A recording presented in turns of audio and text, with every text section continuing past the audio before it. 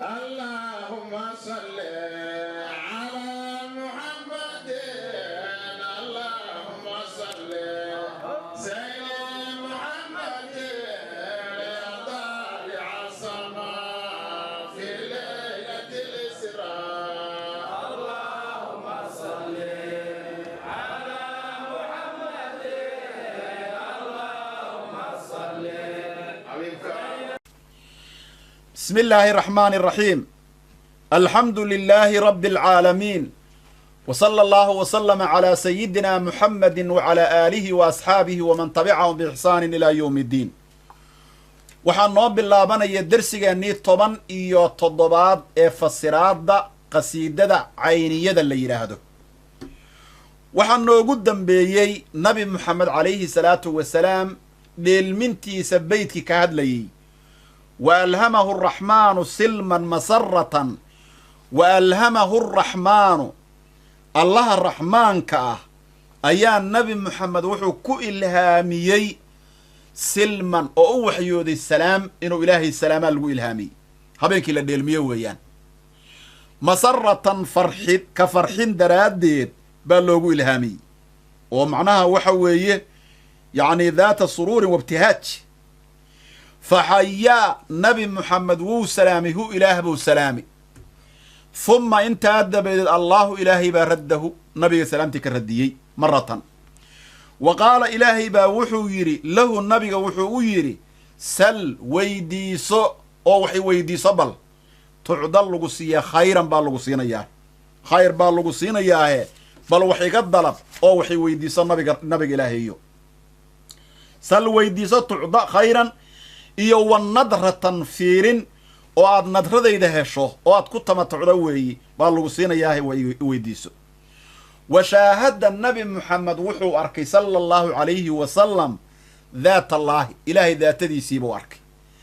bilcayni buu ku arkay jahratan si yaqiin ah oo waxa weeye muuqata oo aan qarsoodi ahayn muuqaal ah. جهرة معناها وحوي وحن قرصودي أهين أو جهرة أو إلهي أسيه ويان عيانا وعلانية وي حجاب الآن بلغة كذا من غير كيف وانحصار. لكن وقد خصه المولى الله مولها والناصر كاوحو النبي محمد كقوني يالي بقرب مرفع ماشا نفأوي قاف هو آخريننا بقرب دوان معنوي قرب قاصو مرفع لكوريا لويان. مدينة خير الخلق صاحي عظيمة ففيها نبي الله فهي سليمة من العيب فيها روضة مستقيمة الشمس تبدد أم تجلت أميمة فيا ليتني أسعى إلى خير مربعي. مدينة خير الخلق خلق متك أو خير كبضان مقال ديسو صاحي يا صاحبي صاحب كيجيو عظيمة ومدوين إسكا إلى دليل يكون قلم بكلي مقالة النبي محمد ومقالات قيمة بضان قيمة هذا بالفيري ضدكي ووناك سنة حتى كبا إنay ku iladaan bay iska ilaali jireen meeshii nabi maxamed mari jiray miyaan kaba ku dul maraya bay taagnaayeen. marka qiimaha loo yeelay dhulkuu nabi maxamed mari jiraa qiimo loo yeelay ilaa ilaaha qiimeeye. daabaduu raaci jiray baa qiimo loo yeelay oo ay gaareen aymadii qaar indhahan annagoo daahir aanayn korkeeda taaban mayno gaadiidkan. seeftuu qaada jiray baa la qiimeeyey. rasuulka tacdiim loo qabaa intaas oo dhan loo samaynaya. hadda nabi maxamed baa saa loo weynaynaye kalaamka ilaahayna ka warrama axbaabi. dad baa maanta waxaa laga celcelinayaa war jaamaca qur'aanka adinkoon dahaaro qabin ha taabanina. xurma la'aantu fiiri meeshay marayso hadda iyo meeshii awal la joogay aad bay u kala fogta. madiinatu khayri lkhalqi khalqiga ilaahay midka ugu khayrka badan magaaladiisu waa nabi maxamede. saaxi yaa saaxi saaxiibkaygiiyow cadiimatun waa mid weyn. maxay qayma ku yeelatay markii hore asxaabtu markay tegayeen waqtigii hore mid jira cudurro badan iyo dhib badan asxaabtu kala kulmeen bay ahayd. nabiga ilaahay u bariyey cudurka inuu ka qaado oo halkaa iyo juxfa waa tii loo raray weeyaan nabiga ilaahay u baryay calayhi salaatu wasalaam cudurkii oo dhan waa laga qaaday marka waa magaalo khayr badan waa magaalo khayr badan weeyaan nabigu waa ammaanay calayhi salaatu wasalaam waa ammaanay rasuulkeennu nabigeenna sala allahu calayhi wasalam magaaladiisu waxaa lagu yidhi waa magaalo khayr badan khayrkaasna waxay ku heshay waa nabi moxamed sala allahu calayhi wasalam nabiga oon bay ku heshay fa fiihaa dhexdeeda nabiyullaahi ilaahay nebigiisa ku sugan nabi moxamed baa ku dhex sugan fa hiya iyadu saliimatun waa mid nabad gashay buu ku yidhi min alcaybi ceeb oo dhanba way ka nabad gashay ceeb waa laga ilaaliyey waa ceeb oo dhanba waa ilaahay waa ka dhowray nabigu waa kii odhanayey xadiidkii bukhaariga umirtu biqaryatin ta'kulu lquraa waxaa aniga lay faray inaan u hijroodo magaalooyinkao dhan cuni doonta maxaa looga jeedaa ummulqura macnaha waxaan rabaa magaalooyinka dhan hoos imaan doonaan ayada waa magaalo cajiiba weeye dadku waxay leeyihiin yasriba waana madiino yiri nabigeenu calayhi salaatu wasalaam dadka xun waa iska tuurtaa kamaa yanfi lkiiru khabasa alxadiid ninka wax birta tumaya sida uu buufinihiisa qashinka ugu bitiyo waxa xun oo dhami waa ka baxayaan buu ku leeyihi allah nooga saaro madiinatu khayri lkhalqi khalqiga ilaahay midka uga khayrka badan saaxi yaa saaxi saaxiibkaygiiyow cadiimatun waa mid weyn fa fiihaa dhexdeeda waxaa ku sugan nabiyullah ilaahay nebigiis fa hiya iyadu saliimatun waa mid nabad gashay min alcaybi ceeb oo dhanba way ka nabad gashay oo ceeb oo dhan ma leh fa fiihaa dhexdeeda waxaa ku sugan magaaladaas fiihaa dhexdeeda waxaa ku sugan buu yidhi oo ku dhex sugan fiihaa dhexdeeda waxaa ku sugan rawdatun rawdadaasoo mustaqiimatun toosan rawdo mustaqiima ayaa ku sugan waa rawdadii nabiga maa bayna beytii wa mimbarii rawdatun min riyaadi aljanna waa kii nabigu lahaa rawdaa ku sugan ashamsun buu yidhi sheekh cabdiraxmaan zaylici ma qorax ayaa tabadad abooyow daahirtay am tajallad amase tajallad ma waxaa muuqatoo noo daahirtay umaymo oo hadda looga jeedo xadratullaahi bay culammadu ku fasiraan yacni markay sucaado iyo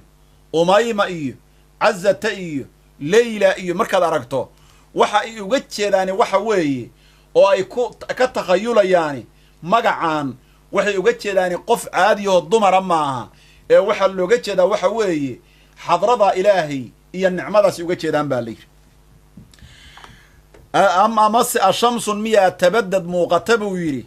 amase tajallad ma waxaa noo daahirtay umaymatun fa yaa laytanii alla shallaytadaydee ascaa u sacyeena oo u ordeenaa buu yidhi ilaa khayri marbacin ilaa khayri murabbacin meel mid la afargeesiyey meesha macnaha meel la afargeesiyey ugu khayr badan waa qabriga nabigee alla maa u saciye buu leeyahy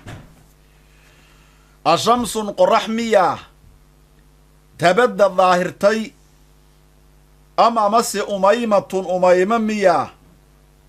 waxaan rabaa amase tajallad ma waxaa noo daahirtay umaymatun war waxa noo muuqday ma macnaha qorax baa mase waa umayma weeyaan waxay rumuustan uga jeedaan caashiqiintu yacni waxa weeye ruuxii maxbuubka ahaa mar waxay ka cabiraan min asmaa'i alkacb mar min asmaa'i alxabiib marba magacay ka cabirayaan laakiin waxay uga jeedaan xadratun ilaahiya oo yacrifuhu ahlu daalika baa la yidhahdaa weeyaan ee maaha hadda gabar caadiya maaha fa yaa laytanii alla aniga wuxuu yidhi shallaytadaydee ascaa u saciyeena alla maan u ordo oon aado ilaa khayri marbacin ilaa khayri murabbacin makaan la afargeesiyey midka ugu khayr badan waa dariixa nabigee alla maan aada buu yidhi calayhi salaatu wasalaam fa yaa sayidii low shimtu catbata sawxikum fa yaa axmed alhaadi mataa shamu riixikum falow sirtu mambuudan bisaaxati ruuxikum falow kuntu madruuxan bibaabi dariixikum ucafiru khadii baakiyan daa tadarucin buu yidhi haddana fa yaa sayidii aniga sayidkaygiiyow waa nabi moxamed calayhi salaatu wasalaam waa sayidkeeni ilaa rasuulku la hadlayaa low shimtu haddaan urin lahaa catbata sawxikum sawxida horaan uga soo hadalnay jamaceedu suuxnu ku yimaad catbata suuxikum yacni waxa weeye saaxada jamaceeda waa soo qaadanay catbata suuxikum ardaayaalkiina catabadooda haddaan macnaha urin lahaa lafustu waan liibaani lahay weeyaan khayr badanna waan gaari lahaa ama la niltu waxaan gaari lahaa yacni waxa weeye muraadii waxa kaloo shimtudan la yidhahdaa arkidna waa loo isticmaala arkid ama fiirin weeye fa yaa sayidii low shimtu haddaan udorosin lahaa oon arkin lahaa catbata suuxikum adinka ardaayaalkiina catabadooda la niltu waan gaari lahay alkhayra kullah fa yaa axmed alhaadii fa yaa axmeda nabi axmedow axmedkaasu alhaadii u xanuuninayo mataa goormow shamu riixikum udaygiinna ursigoodu goormow noqon doonaa nabiga ilaahayo goorma inta idiin imaado oon idinla kulmo oon idiin imaado oo idin soo siyaarto udaygiinna aan ursan doonaa nabiga ilaahayo calayhi salaatu wasalaam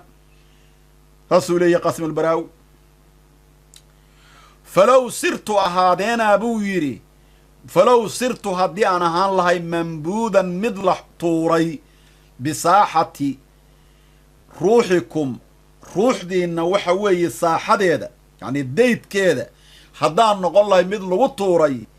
la niltu muraadii muraadkayga waan gaari lahay haddii wuxuu yidhi meeshiina ardaygiinna ruuxdiina ardaygeeda iyo saaxadeeda haddii loolaysa kay tuuri lahaa alla anugu waa liibaani lahay buu yidhi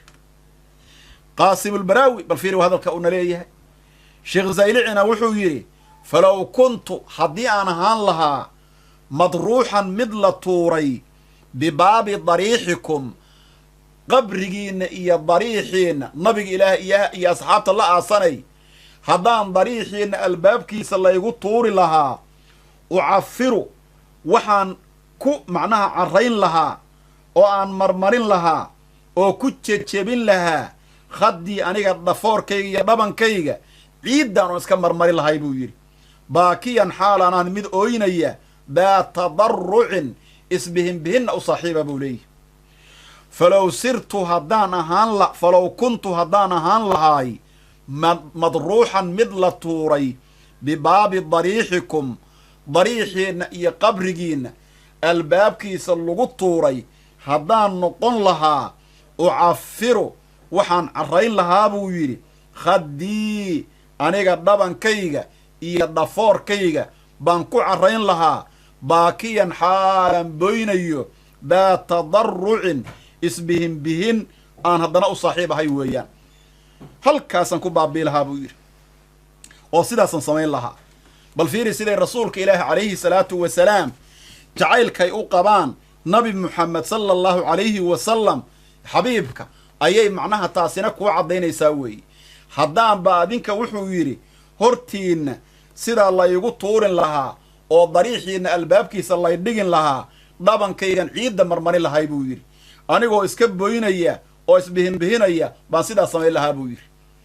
halkaa waxaa noogu dhammaaday darsigeennii 17 ee qasiidada cayniyada la yidhaahdo fasiraaddeed ilaahay ha nagu anfaco hada wabillaahi tawfiiq wassalaamu calaykum waraxmat ullaahi wabarakaatu